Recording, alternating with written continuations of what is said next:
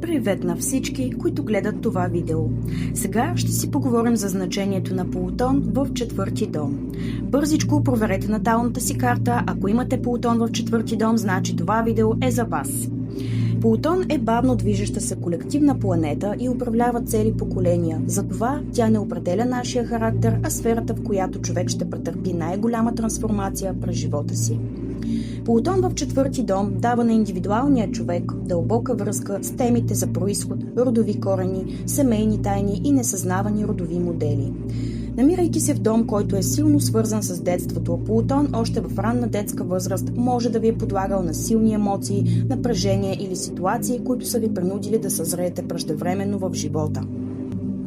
Може да сте израснали в семейство, в което е имало непрекъсната борба за власт, или пък емоциите са били премълчавани в името на общото благо.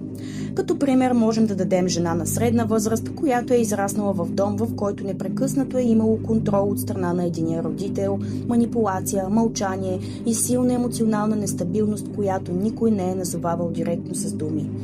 Впоследствие тази жена, докато израства, се затваря в себе си, намира си партньор, но не след дълго той започва да й повишава тон и това е напълно достатъчно, за да отвори детските й рани и семейни спомени, които тя е потискала дълбоко в себе си. Плутон в четвърти дом често показва родови травми, които не са били преработени и се предават през поколенията.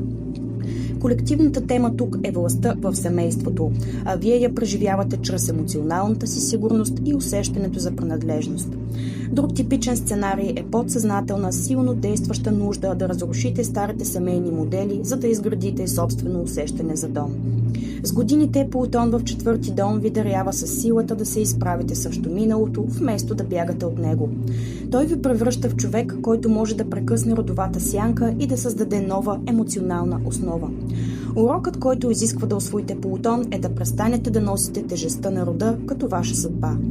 Благодарим ви много за гледането на видеото и ви пожелаваме приятна и успешна седмица.